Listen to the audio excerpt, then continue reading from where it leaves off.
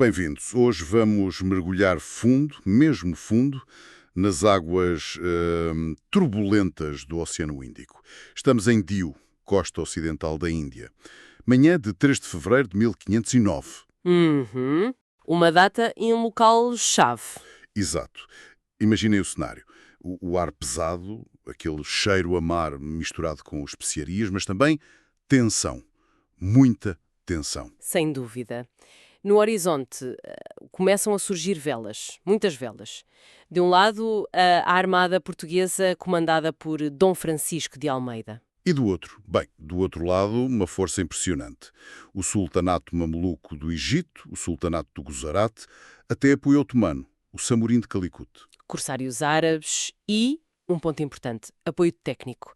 Venezianos, ragusanos, gente que percebia de artilharia e talvez de construção naval. Era uma coligação poderosa. O nosso objetivo hoje é, com base nas fontes que analisamos, perceber o que aconteceu ali e, sobretudo, porque é que esta batalha de Diu foi tão importante, tão decisiva. Exato. E para percebermos essa iminência toda, temos que recuar um bocadinho. Desde que Vasco da Gama chegou à Índia, em 1498, Portugal começou a abalar, e muito, as rotas comerciais que já existiam. As rotas das especiarias, claro.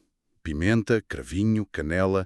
Noz moscada, tudo isso. Eram rotas que há séculos eram dominadas por mercadores árabes, pelos mamelucos no Egito e depois, na Europa, era Veneza que controlava a distribuição. Era um sistema muito estabelecido. E as fontes que vimos sublinham bem que isto não era só dinheiro, não era só comércio, havia ali uma componente religiosa, geopolítica.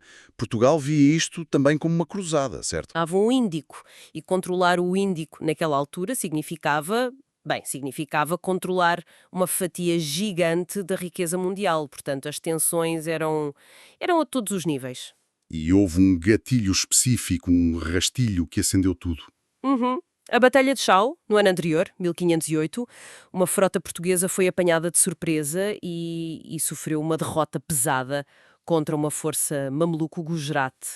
E o que tornou essa derrota particularmente dolorosa para Dom Francisco de Almeida, o vice-rei, foi a morte do filho dele, o Lourenço de Almeida. Exatamente, um jovem comandante promissor morreu em combate e, dizem as crónicas, o corpo nunca foi recuperado. Isso marcou profundamente o pai. E a reação de Dom Francisco de Almeida foi visceral, por o que se lê. Ele já era o vice-rei, um estratega naval experiente, mas a morte do filho adicionou-lhe uma camada de vingança pessoal muito forte à missão oficial. Pois, ele jurou vingar o filho. Há fontes que até sugerem que ele desobedeceu ou pelo menos adiou ordens do rei para passar o comando ao sucessor, o Afonso de Albuquerque, só para poder levar a cabo esta vingança. É fascinante essa mistura de dever e de paixão pessoal. Então é esta batalha de Diu que vamos dissecar. O que aconteceu, quem eram os protagonistas e porque é que mudou tanta coisa. Vamos a isso. Imagine o Oceano Índico tingido de vermelho. Canhões rugindo, navios de madeira rasgando as ondas. Em apenas algumas horas, uma batalha mudaria o destino do comércio mundial. Ano de 1509. Ao largo da cidade de Diu, na costa da Índia, duas forças gigantescas se encaram no horizonte. De um lado, uma poderosa aliança. O sultão do Egito Mameluco, o Império Otomano, mercadores árabes e o sultanato de Gujarat. Uma frota enorme, navios numerosos, um único objetivo: expulsar os portugueses do Oceano Índico. Do outro lado, apenas uma pequena armada portuguesa. Mas havia algo diferente nela. Seu comandante era Dom Francisco de Almeida, vice-rei da Índia Portuguesa. Um homem movido por algo mais forte que estratégia: vingança. Meses antes, seu filho havia sido morto em combate contra essa mesma aliança. Agora, diante de Diu, ele não pretendia apenas vencer, ele queria fazer história. O sol nasce sobre o mar, as velas se esticam ao vento, e então os primeiros canhões disparam. A batalha explode. Navios colidem, madeira estilhaça, fumaça cobre o céu. Mas os portugueses tinham uma vantagem devastadora: artilharia naval muito mais poderosa. Enquanto os navios inimigos tentam abordar, os portugueses mantêm distância e disparam sem parar. Um por um, os grandes navios da coalizão começam a afundar. O mar se transforma num campo de destroços. Em poucas horas, aquilo que parecia uma frota invencível está destruída. A vitória portuguesa em Diu não foi apenas uma batalha vencida, foi o momento em que a Europa passou a dominar as rotas do Oceano Índico. Durante mais de um século, quase ninguém ousaria desafiar esse poder no mar.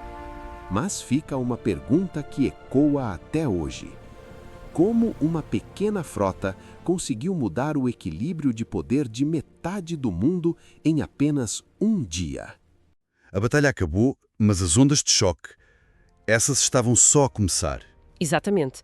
O impacto imediato foi a consolidação do domínio português no Índico Ocidental. A frase "o Índico mudou de dono em Diu", embora seja uma simplificação, capta bem a mudança. Portugal ganhou uma hegemonia naval ali que duraria décadas. E esse domínio naval significou o controlo das rotas das especiarias. A Rota do Cabo tornou-se a principal. O que foi devastador para a Rota do Mar Vermelho.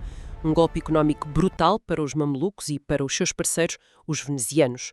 O dinheiro começou a fluir por outro lado. As fontes falam mesmo em dificuldades económicas sérias, não só para os mamelucos e Veneza, mas para muitos outros portos e estados que dependiam daquela rota antiga. Sim, o declínio foi acentuado. Para Portugal, pelo contrário, Diu foi a luz verde para expandir ainda mais o Estado da Índia. Deu confiança, deu a base estratégica para construir mais fortalezas, para conquistar Goa em 1510, Malaca em 1515.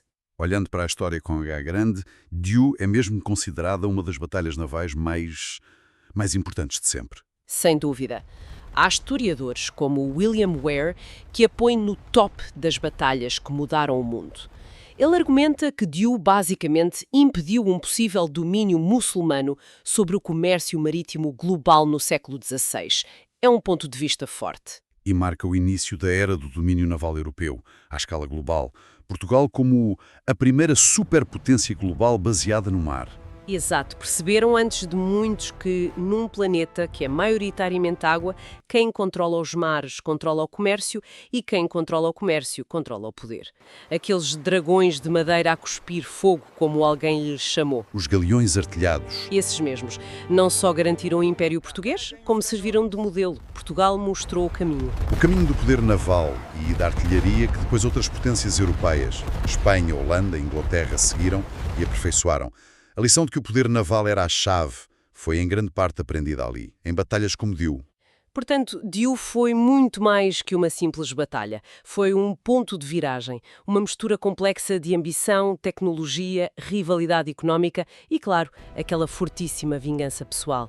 Redesenhou o mapa do comércio, o equilíbrio do poder mundial, tudo a partir do Índico. E é importante, quando falamos disto, lembrar o custo humano. As fontes falam de bravura, sim, mas também de muito sofrimento, muitas vidas perdidas. Portugueses longe de casa, mamelucos, guzarates, otomanos, defendendo os seus interesses, as suas vidas. Claro, as vidas sacrificadas em Diu foram o preço dessa mudança histórica. O som daqueles canhões de 1509 ecoou muito para além de Diu. Chegou aos mercados do Cairo, de Veneza, aos palácios de Lisboa e Istambul. Anunciou uma nova ordem mundial. Exatamente. E talvez, para terminar esta nossa conversa, fica uma pergunta no ar. Um exercício de história contrafactual. O que teria acontecido se... Pois. E se a coligação tivesse ganho em Diu? Se tivessem conseguido derrotar Almeida e a sua frota? Teria isso travado a expansão europeia? Pelo menos ali, naquela fase. Teria o controle das especiarias ficado nas mãos das potências tradicionais do Índico. Que mundo teríamos hoje se aquelas velas portuguesas tivessem sido varridas do oceano em 1509? Fica a pergunta para reflexão.